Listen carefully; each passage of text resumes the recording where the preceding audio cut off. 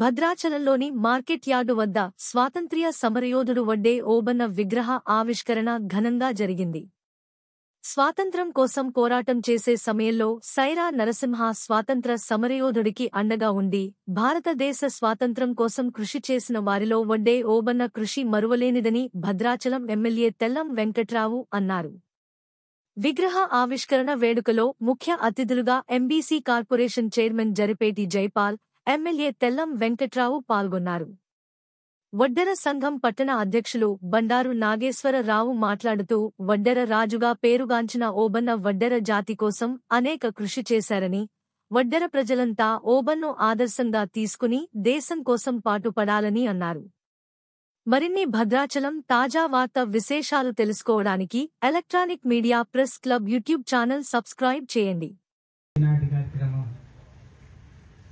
వడ్డెర ఓబన్న గారి విగ్రహావిష్కరణకు సభాధ్యక్షత వహించిన నాగేశ్వరరావు గారికి, అదేవిధంగా నాతోటి రాష్ట్ర నాయకులు ఎంబీసీ చైర్మన్ జైపాలకు, అదేవిధంగా రాష్ట్రం చేసిన వడ్డెర సంఘ నాయకులందరికీ, అదేవిధంగా బీసీ సంఘ నాయకులు సత్తిక రంగారావు గారికి, మరియు వివిధ పార్టీ నుంచి వచ్చిన మన సునీల్కి, మా గిరిజన నాయకుల నుంచి వచ్చిన కృష్ణకి, అదేవిధంగా బీసీ కుల పెద్దలందరికీ, అలానే మీడియా మిత్రులకి, వివిధ కులాల నుంచి బీసీ సంఘాల నుంచి వచ్చిన నాయకులందరికీ ప్రత్యేకమైన ధన్యవాదాలు తెలుసుకుంటూ, ఈ విషయంలో మాత్రం నాగేశ్వరరావు చాలా కష్టపడ్డాడు. రమణయ్య గారు ఆయన ఆ విగ్రహాన్ని తేవడానికి కాకుండా భూసేకరణకి చాలా కష్టపడ్డాం. ఒక్కసారి ఇంకొక చోట మనం వేరే చోట పెట్టడం, దాన్ని వీకడం, దాన్ని తీసుకొచ్చి ఆ విగ్రహాన్ని దాయటం అనేది, ఆ స్టాచ్యూని దాయటం అనేది చాలా కష్టమైంది. తర్వాత అది డ్యామేజ్ అయింది, మళ్ళీ ఇంకోటి తేవడం జరిగింది. చాలా కష్టపడ్డారు. ఎందుకంటే నిజంగా నాగేశ్వరరావు శ్రమ పట్టడం అనేది నేను చూశాను. నేను గతంలో కూడా మా గిరిజన నాయకులు కూడా రాణి రుద్రావతికి కూడా విగ్రహావిష్కరణ కావాలంటే ఆ రోజు ఉపయోగాలు ఇక్కడెక్కడ స్థలం ఉంది, ఇక్కడ లేదు స్థలం, అసలు భద్రాచలంలో స్థలమే లేదు అని గతంలో ఉన్న ఈపీఓ గారు, గతంలో ఉన్న పిఓ గారు చెప్పడం నాకు చాలా బాధ కలిగి, మీరు ఎక్కడైనా పెట్టుకోండి, భయం లేదు, మనది రాజ్యం, మీకు ఎటువంటి ధైర్యం ఉందని చెప్పి వాళ్ళకి ఆ రోజు ధైర్యం ఇచ్చి మార్కెట్లో వాళ్ళు పెట్టడం జరిగింది.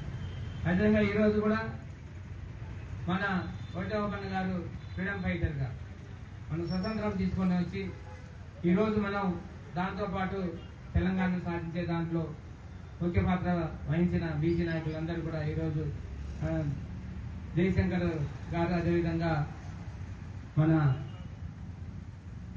మన ఇంకా నాయకులందరూ కూడా చాలా కష్టపడి ఉద్యోగస్తులు కానీ అనేక రకాల తెలంగాణ రాష్ట్రంలో ఆ రోజు మనం ఇప్పుడిప్పుడే మనం ఈరోజు మా కుమరం భీము లాంటి వాళ్ళు కానీ ఇప్పుడిప్పుడే మనం కులాలకి ఏదైతే మోస్ట్ బ్యాక్వర్డ్ కులాలు ఏమైతున్నాయి వాటికన్నిటికీ కూడా ఈరోజు గౌరవ ముఖ్యమంత్రి గారు వచ్చిన తర్వాత, రేవంత్ రెడ్డి గారు వచ్చిన తర్వాత వడ్డెర ఓబన్న గారి జయంతిని మనం అధికారికంగా చేయాలని మన ఆఫీసర్లను చెప్పడం అనేది చాలా సంతోషం అనిపించింది. ఈరోజు దాన్ని భద్రాచలంలో మొట్టమొదటిగా కొత్తగూడెం లేకుండా భద్రాచలంలో ఓపెన్ చేసినందుకు నాగేశ్వరరావు గారికి ప్రత్యేకంగా ధన్యవాదాలు తెలుసుకుంటున్నాను.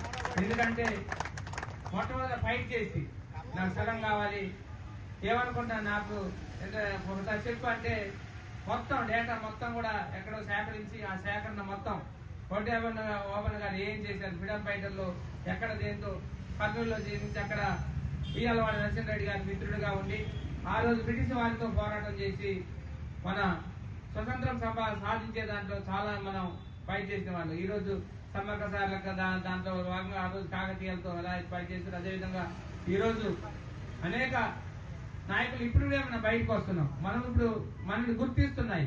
ఇప్పుడు ప్రభుత్వాలు వచ్చిన తర్వాత బీసీ ఎస్టీ ఎస్సీలను కూడా మనం చాలా మంది ఆ రోజు స్వతంత్రంలో ఫైట్ చేసిన వాళ్ళు ఉన్నాం, మన వెనక్కి వెళ్ళిపోయాం. ఇప్పుడే ప్రభుత్వాలన్నీ కూడా ఒక ఆలోచనకు వచ్చినాయి, బీసీ కులాలు ఎంత ఉన్నాయి, ఈరోజు బీసీ పర్సెంటేజ్ ఉందని ప్రభుత్వం ఒక ఆలోచన చేసి మొన్న 42% చేయడం జరిగింది. చాలా దురదృష్టం. ఖచ్చితంగా బీసీ ముఖ్యమంత్రి గారు అన్నట్టుగా నేను కూడా ఎప్పుడైతే ఆ చట్టం చేసేటప్పుడు కూడా మేము కూడా ఉన్నాం కాబట్టి నాకు తెలిసి దాని గురించి మొత్తం మనం ఏమేం ప్రొసీజర్ చేసామో ఆ ప్రొసీజర్ అన్నిటి కూడా పంపడం జరిగింది. ఖచ్చితంగా బీసీ కులాలకు అనేది న్యాయం జరగాలని నేను కోరుకుంటున్నాను. జనాభా ప్రాతిపదికన వాళ్ళు ఉన్నారని ఒక సైంటిఫిక్ నిర్ధారణ చేసిన తర్వాతనే చేశామని ముఖ్యమంత్రి గారు దాని తర్వాత అందరం ఉన్నాం. అదే ఒక కమిషన్ వేసి కమిషన్ ద్వారానే మన ఈరోజు గవర్నర్ దగ్గర ఉంది. గవర్నర్ కూడా సానుకూలంగా ఆలోచించి బీసీ కులస్తులందరూ కూడా ఈరోజు 42% ఇవ్వాలని కోరుకుంటూ నిజంగా సంతోషమైంది. ఈ రోజు నాకు నిజంగా చాలా సంతోషం అనిపిస్తుంది. మనం ఒక ఓటావన్న గారి ఒక బీసీ కులస్తుల విగ్రహావిష్కరణ ఇంత ఫైట్ జరుగుతూ ఉంటే మన బీసీ కులాల గురించి ఈ రోజు మనకు అవకాశం వచ్చింది. ఒక బీసీ కుల మనం ఫ్రీడమ్ ఫైటర్ ని మన భద్రాచలంలో ఒక విగ్రహావిష్కరణ చేసినందుకు. ఎందుకంటే స్థలం లేకుండా కూడా దాన్ని కష్టపడి ఆ స్థలాన్ని సేకరించి ఈ రోజు నిలబెట్టాం. ఖచ్చితంగా బీసీ కులస్తులు అందరికీ అన్నట్టుగా జైపాలన్న అన్నట్టుగానే ఖచ్చితంగా నేను ఆ రోజు నాగేశ్వరరావు గారిని బీసీ కులస్తులు అందరినీ కూడా నా గెలుపులో అందరూ కష్టపడ్డారు. నాకు నేను ఎమ్మెల్యే అవడానికి చాలా వరకు ఆయన ఒక విధంగా ఫైట్ చేసి బీసీ కులస్తులు అందరూ కూడా ఫైట్ చేసి నన్ను ముందుకు తీసుకెళ్లారు. నేను ఆల్వేస్ ప్రజల మధ్యనే ఉంటాను. ఖచ్చితంగా మీ మధ్యనే ఉండి నేను గతంలో కూడా ఒక వైద్యులుగా ఉన్నాను. ఆ వైద్యులలో కూడా చాలా వరకు నా దగ్గర పేదవాడు వచ్చేవాడు. పేదవాడికి కూడా సహాయ సహకారాలు అందించేవాడిని. నేను ఎందుకంటే ఒక పేద కుటుంబానికి వచ్చాను కాబట్టి ఆ సాధక బాధకాలు అన్నీ తెలుసు నాకు.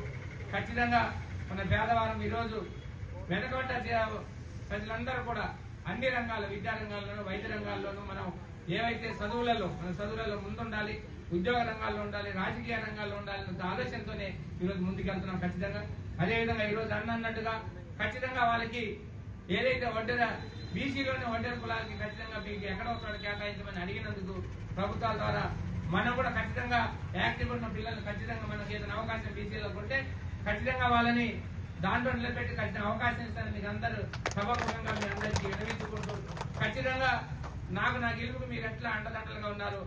ఖచ్చితంగా మీ అభివృద్ధిలోనూ డెవలప్మెంట్ మీ రాజకీయంలోనే ఖచ్చితంగా అండదండలుగా ఉంటానని అందరికి మనవి చేసుకుంటూ నాకు మంచి అవకాశం ఇచ్చారు మీరు.